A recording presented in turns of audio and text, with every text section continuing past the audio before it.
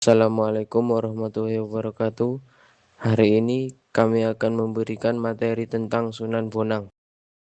Sunan Bonang lahir pada tahun 1465 Masehi di Lasem, Majapahit dengan nama Raden Maulana Maghdum Ibrahim. Beliau adalah putra Sunan Ampel dengan Dewi Chandrawati.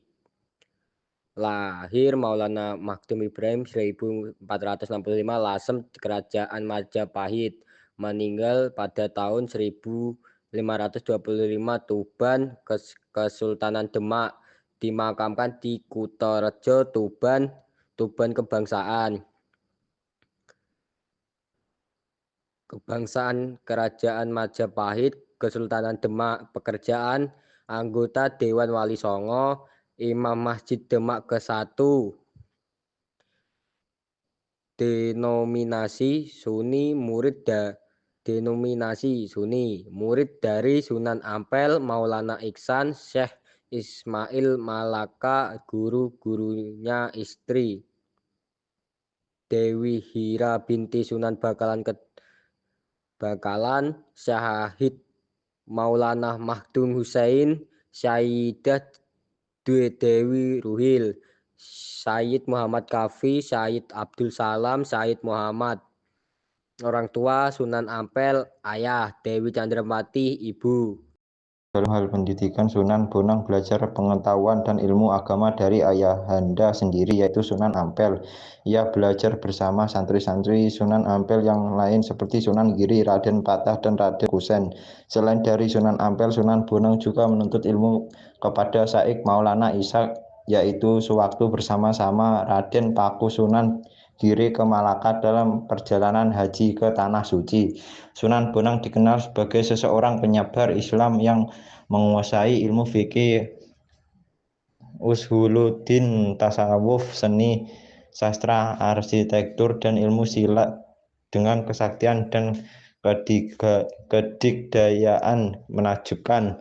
Bahwa masyarakat mengenal Sunan Bonang sebagai seseorang sangat pandai mencari sumber air di tempat-tempat yang sulit air. Babat Daha, Kediri, menggambarkan bagaimana Sunan Bonang dengan pengetahuannya yang luar biasa bisa mengubah aliran sungai Brantas sehingga menjadikan daerah yang enggan menerima dakwah Islam di sepanjang aliran sungai menjadi kekurangan air, bahkan sebagai yang lain mengalami banjir.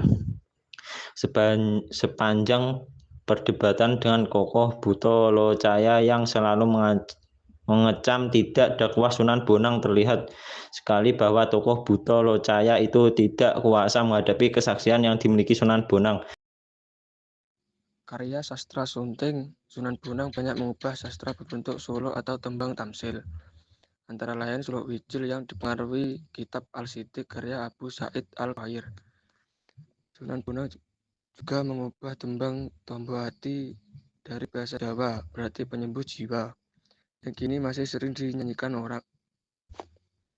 Ada pula sebuah karya sastra dalam bahasa Jawa yang dahulu diperkirakan merupakan karya Sunan Bonang dan oleh ilmuwan Belanda seperti Serik Eke disebut Handboek van Bonang atau buku Sunan Bonang. Tapi oleh G.W.J. Drewes, seorang pakar Belanda lainnya, dianggap bukan karya Sunan Bonang, melainkan dianggap sebagai karyanya. Dia juga menulis sebuah kitab yang berisikan tentang ilmu tasawuf berjudul Tanbihul Ghafilin. Kitab setebal 234 halaman ini sudah sangat populer di kalangan para santri. Sunan Bonang juga mengubah gamelan Jawa yang saat itu kental dengan estetika Hindu dengan memberi nuansa baru. Dialah yang menjadi kreator gamelan Jawa seperti sekarang dengan menambahkan instrumen bonang.